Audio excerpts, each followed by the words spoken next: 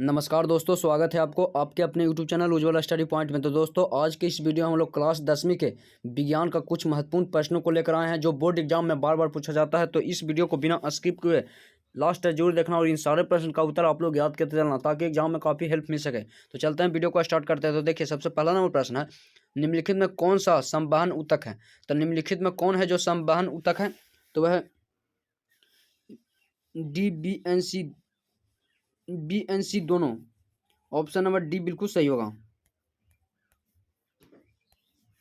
अगला नंबर प्रश्न देखिए, अगला नंबर प्रश्न है, प्रोटोजोआ उत्सर्जित पदार्थों का निष्कासन कैसे करता है। तो प्रोटोजोआ उत्सर्जित पदार्थों का निष्कासन कैसे करता है, तो वह करता है विसरण द्वारा। ऑप्शन नंबर बी बिल्कुल सही होगा।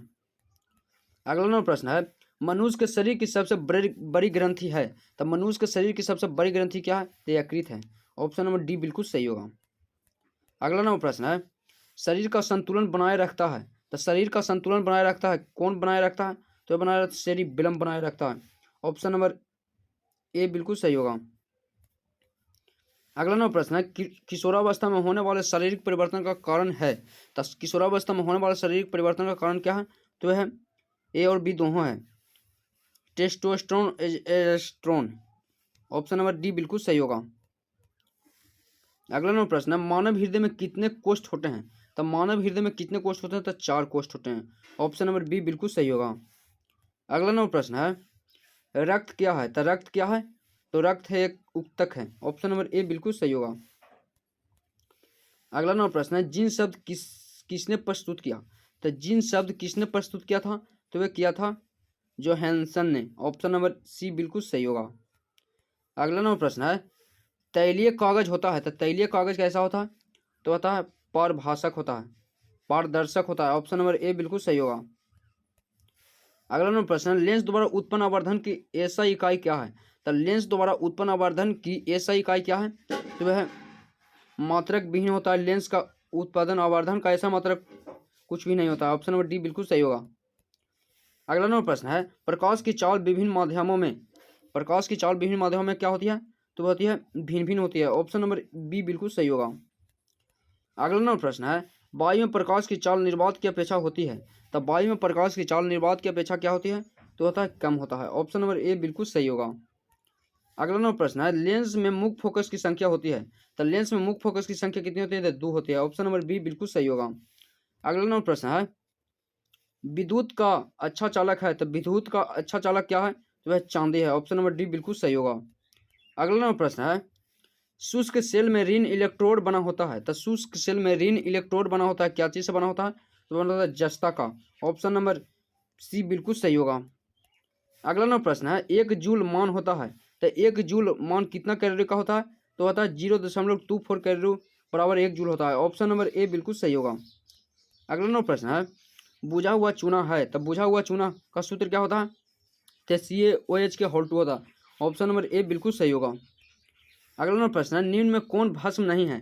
तो निम्न में कौन भस्म नहीं है, तो वह NaCl है जो भस्म नहीं है। ऑप्शन नंबर बी बिल्कुल सही होगा। अगला नंबर प्रश्न है, जस्ता का यस्क है। तो जस्ता का यस्क क्या है, तो वह जिंक ब्लेंड है। ऑप्शन नंबर बी बिल्कुल सही होगा। अगला नंबर प्रश्न है, सिलिकन है एक क्या है, तो वह उपधातु है। ऑप्शन नंबर सी बिल्कुल सही होगा। अगला नंबर प्रश्न है, एल्कोहल में कौन सा तत्व उपस्थित नहीं है। तो एल्कोहल में कौन सा तत्व उपस्थित नहीं है, तो वह नाइट्रोजन। ऑप्शन नंबर डी बिल्कुल सही होगा। अगला नंबर प्रश्न है, मेथेनोइक अम्ल का समान नाम है। तो मेथेनोइक अम्ल का समान नाम क्या होता है, तो फॉर्मिक अम्ल होता है। ऑप्शन नंबर ए बिल्कुल सही होगा। अगला नंबर प्रश्न है, स्वपोषी पोषण के लिए आवश्यक है। तो स्वपोषी पोषण के लिए आवश्यक है क्या चीज, तो वह इनमें से सभी क्लोरोफिल, कार्बन डाइऑक्साइड तथा जल, सूर्य का प्रकाश, इनमें सभी जरूरत है स्वपोषी पोषण के लिए। ऑप्शन नंबर डी बिल्कुल सही होगा। अगला नंबर प्रश्न है, मैग्नीशियम पाया जाता है। तो मैग्नीशियम पाया जाता है क्या चीज में, तो क्लोरोफिल में। ऑप्शन नंबर ए बिल्कुल सही होगा। अगला नंबर प्रश्न है, निम्नांकित में कौन पादप हार्मोन नहीं है। तो निम्नांकित में कौन पादप हार्मोन नहीं है, तो वह ऑक्सीटोसिन। ऑप्शन नंबर डी बिल्कुल सही होगा। अगला नंबर प्रश्न है, फूल में नर प्रजनन अंग है। तो फूल में नर प्रजनन अंग क्या होता है, तो होता है पुंकेसर। ऑप्शन नंबर ए बिल्कुल सही होगा। अगला नंबर प्रश्न है, निम्नलिखित में किसमें द्विविखंडन नहीं होता है। तो निम्नलिखित में किसमें द्विखंडन नहीं होता है, तो होता है ईस्ट में नहीं होता है। ऑप्शन नंबर बी बिल्कुल सही होगा। अगला नंबर प्रश्न है पारिस्थितिकी तंत्र में ऊर्जा का स्रोत है, तो पारिस्थितिकी तंत्र में ऊर्जा का स्रोत क्या होता है, तो होता है सूर्य का प्रकाश। ऑप्शन नंबर बी बिल्कुल सही होगा। अगला नंबर प्रश्न है निम्नलिखित में से किसे आनुवंशिकी का पिता कहा जाता है, तो निम्नलिखित में से किसे आनुवंशिकी का पिता कहा जाता है, तो गेगर जॉन मेंडल को। ऑप्शन नंबर बी बिल्कुल सही होगा। अगला नंबर प्रश्न है हरे पौधे कहलाते हैं, तो हरे पौधे क्या कहलाते हैं, तो उत्पादक कहलाते हैं। ऑप्शन नंबर ए बिल्कुल सही होगा। अगला नंबर प्रश्न है नर्ग युग्मक में गुणसूत्र की संख्या होती है, तो नर्ग युग्मक में गुणसूत्र की संख्या कितनी होती है, तो 46 होती है। ऑप्शन नंबर सी बिल्कुल सही होगा। अगला नंबर प्रश्न है ओजोन परत पाई जाती है, तो ओजोन परत पाई जाती है क्या चीज में, तो एस्ट्रोस्फीयर में। ऑप्शन नंबर ए बिल्कुल सही होगा।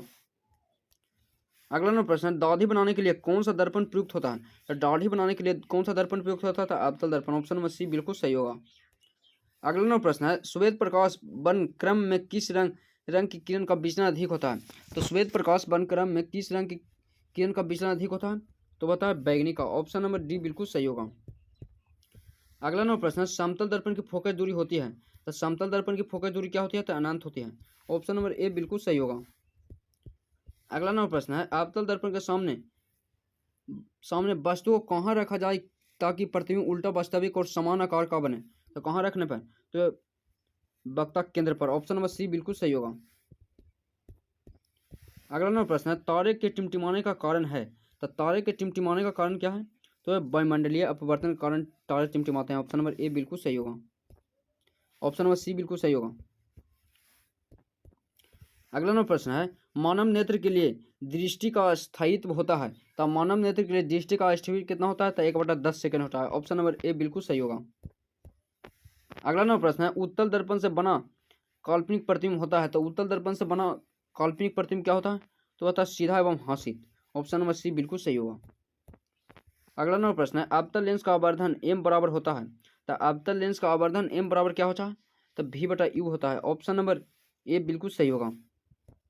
अगला नंबर प्रश्न है 1 MA बराबर होता है कितना एंगस्ट्रम होता है, तो होता है 10⁻³ एंगस्ट्रम। ऑप्शन नंबर ए बिल्कुल सही होगा।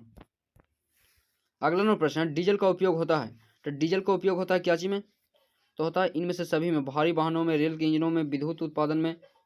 ऑप्शन नंबर डी बिल्कुल सही होगा। अगला नंबर प्रश्न है सौर सेल और ऊर्जा को रूपांतरित करते हैं, तो सौर सेल और ऊर्जा को रूपांतरित करते हैं क्या चीज में, तो विद्युत ऊर्जा में। ऑप्शन नंबर डी बिल्कुल सही होगा। अगला नंबर प्रश्न है सोना की परमाणु संख्या है, तो सोना की परमाणु संख्या कितना होता है, तो 79 होता है। ऑप्शन नंबर सी बिल्कुल सही होगा। अगला नंबर प्रश्न है निम्न में कौन ऑक्सीकरण की क्रिया नहीं है, तो निम्न में से कौन है जो ऑक्सीकरण की क्रिया नहीं है, तो वह अवक्षेपण। ऑप्शन नंबर डी बिल्कुल सही होगा। अगला नंबर प्रश्न है ऑक्सीजन की संयोजकता है, तो ऑक्सीजन की संयोजकता कितना होता है, तो 2 होता है। ऑप्शन नंबर सी बिल्कुल सही होगा। अगला नंबर प्रश्न है अम्लीय वर्षा के जल का पीएच मान होना चाहिए, तो अम्लीय वर्षा के जल का पीएच मान होना चाहिए कितना, तो 5.6 से कम। ऑप्शन नंबर बी बिल्कुल सही होगा। अगला नंबर प्रश्न है चींटी के डंक में कौन सा अम्ल पाया जाता है, तो मेथनोइक अम्ल। ऑप्शन नंबर सी बिल्कुल सही होगा।